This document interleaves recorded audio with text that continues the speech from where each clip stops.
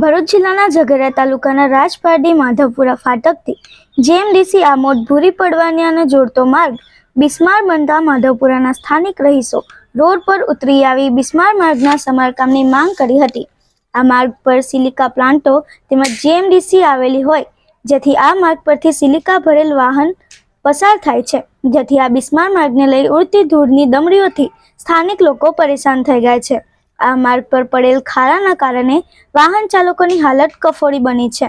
જો આ માર્ગનું સમારકામ દિન 15માં નહીં કરવામાં આવે તો રસ્તા રોકો આંદોલન કરવામાં આવશે તેમ સ્થાનિકોએ મીડિયા સમક્ષ જણાવ્યું હતું। जोहार जय आदिवासी जय संविधान जय भारत। हूँ धर्मेशभाई वसावा राष्ट्रीय आदिवासी एकता परिषद 22 लोकसभा प्रत्याशी आज रोज 18/11/2024 रोज રાજપારડી ખાતે જીએમડીસી રોડ પર જે રહેણાંક લોકો છે, સ્થાનિક લોકો અહીંયા રહે છે વર્ષોથી સદીઓથી, પણ અહીંયા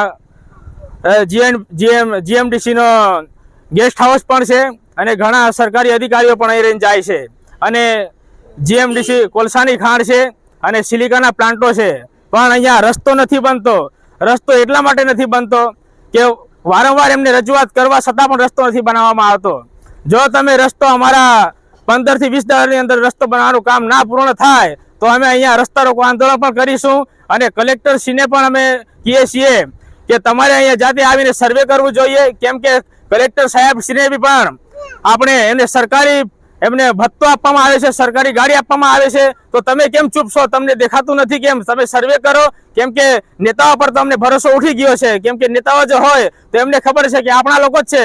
હવે તો વિધાનસભામાં બી આ સરકાર આપણું છે અને ભાઈ સંસદ પણ આપણા છે, કેન્દ્રમાં પણ એમની સરકાર છે, ભારતીય જનતા પાર્ટીની સરકાર છે, તો તમે કેમ વિકાસ નથી કરતા? એમ કહેવામાં આવે છે કે વિકાસશીલ ગુજરાત પણ વિકાસ થતો નથી, એટલે આનાથી અમને વિરોધ છે।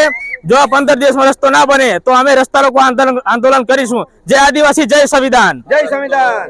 કયા ગામથી કેટલા ગામને જોડે છે? અહીંથી લગભગ પડવાણિયાથી લઈને આમલસર, ભોરી, દમલાઈ અને સાકડિયા, ભીંગપોર આવા બધા ઘણા ગામો આવે છે, પણ આ સરકારને કેમ નથી દેખાતું એમને ખબર નથી પડતું, કેમ કે મણિપુરની અંદર બી આજના તારીખની અંદર મણિપુરની અંદર બી આવી ઘટના બની છે। એવી ઘટના અમારા આદિવાસી સમાજની હાથે કરવા માંગે છે, એટલે અમારી જો સરકાર વાત ના સાંભળે તો અમારે પણ જે સરકારને હથિયાર આપવામાં આવે છે એવું અમે બી હથિયારો લઈને નીકળી જઈશું, એવી અમે ઝુંબેશ ચલાવીશું। જય આદિવાસી જય સંવિધાન। તંત્રમાં કોઈ રજૂઆત કરી છે? તંત્રમાં રજૂઆત અમે કરી છે, વારંવાર રજૂઆત કરી છે, પણ તંત્રના જે સરકારી કર્મચારીઓ છે એ લોકો અહીંથી જાય જ છે, એ લોકોને કેમ નથી દેખાતું એમને સમજ નથી પડતી। કાં તો એ આદિવાસીઓને એ લોકો મૂંગા સમજે છે, કાં તો આદિવાસીઓને એ લોકો આંધળા સમજે છે, એમને સમજ નથી પડતી। અમારા સમાજના બાળકો એ લોકોની પાસે 150 રૂપિયા મજૂરીએ જાય છે, એમની પાસે સરકારી હોસ્પિટલમાં કે પ્રાઇવેટ દવાખાનામાં જવાના પૈસા ના હોય તો એ લોકો કેવી રીતના દવાખાને લઈ જાય છે, એટલે અમને આ વિરોધ છે ને ટૂંક સમયમાં 15 દાડામાં રસ્તાનું કામ ના ચાલુ કરે